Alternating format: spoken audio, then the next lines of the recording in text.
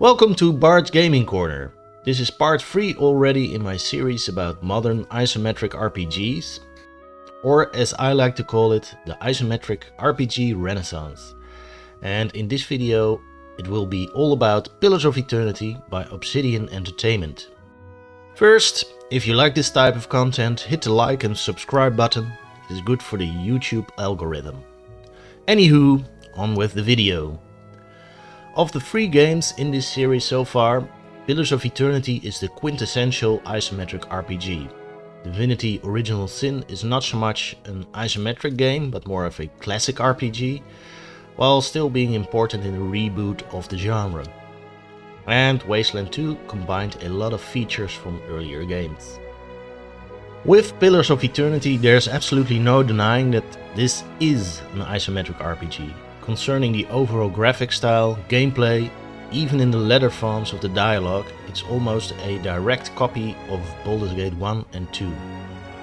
And of the 3 games, Pillars was also the one I was looking forward to the most.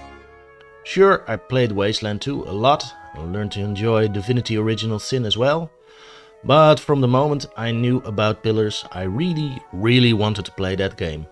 Well, and The Witcher 3 of course, which was set to be released around the same time. The history of Obsidian Entertainment. Obsidian Entertainment, the developer behind Pillars of Eternity, has been a well-known player in the RPG world for almost 20 years.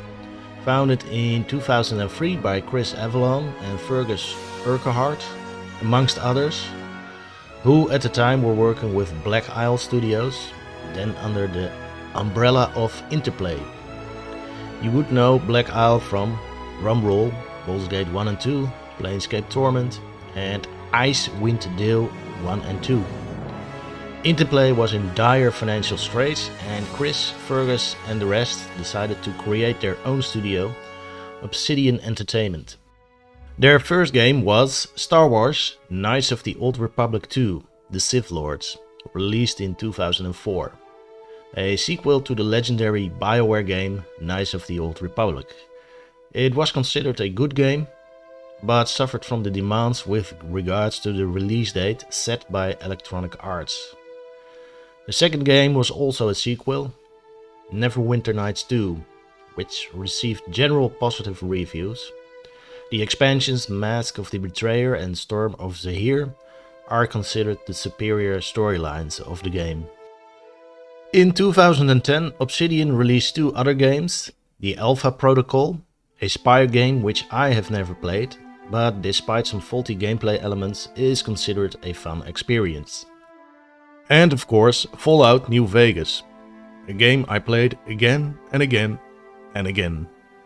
Not quite a sequel to Fallout 3, New Vegas instead returned to the West Coast, or Nevada to be precise, and the lore there came to love.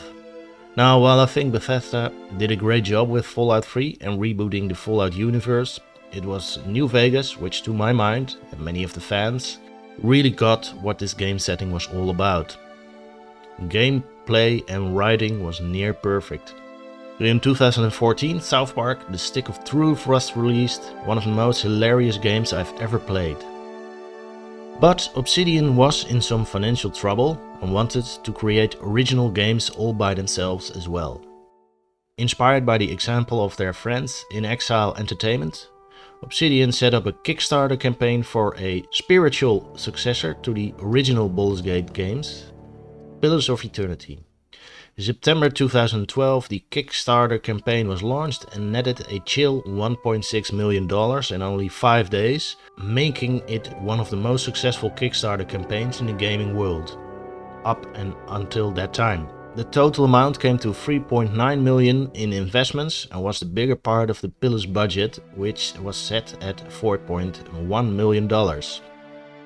In March of 2015, the game was released under the wings of developer/publisher Paradox Interactive, which you may know from the Europa Universalis and Crusader Kings series. Pillars of Eternity in a nutshell. Like I said, Pillars of Eternity is a quintessential isometric RPG, being a spiritual successor to the Baldurs Gate series.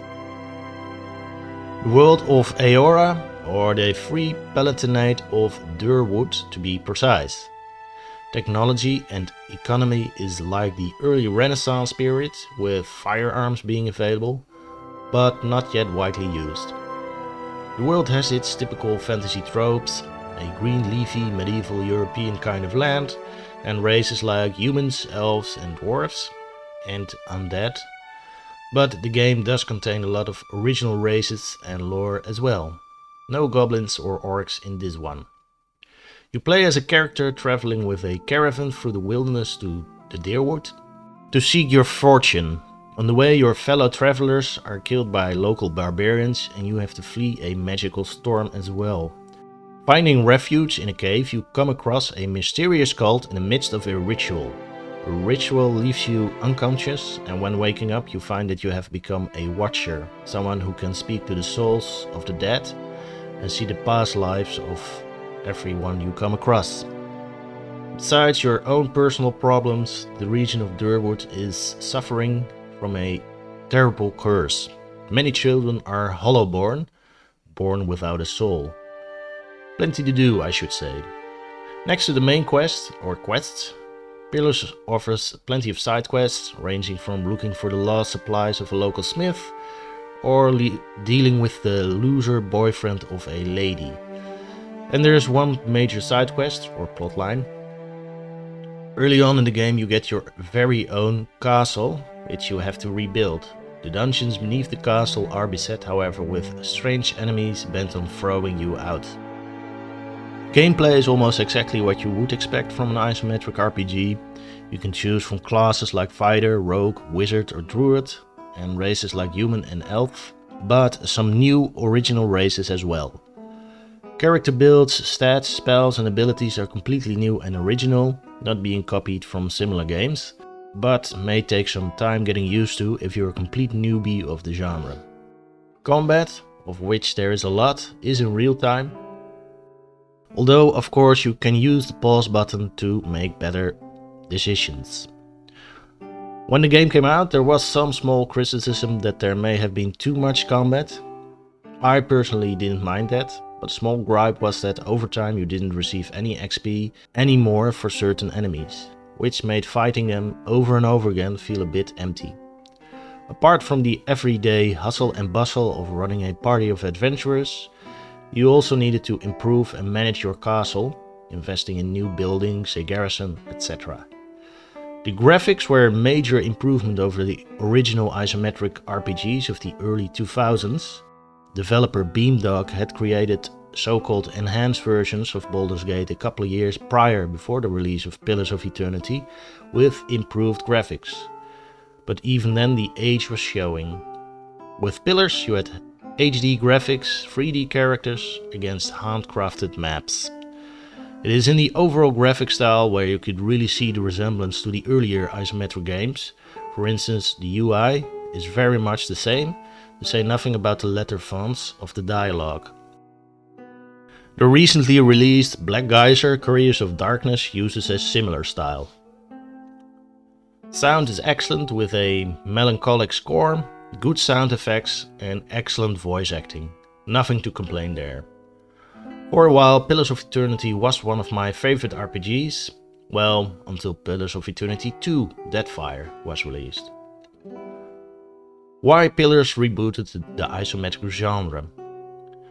Reception of Pillars of Eternity was good, with some very positive reviews, for instance by IGN, calling it a representation of what is good about old school RPGs, and good reviews by other publications.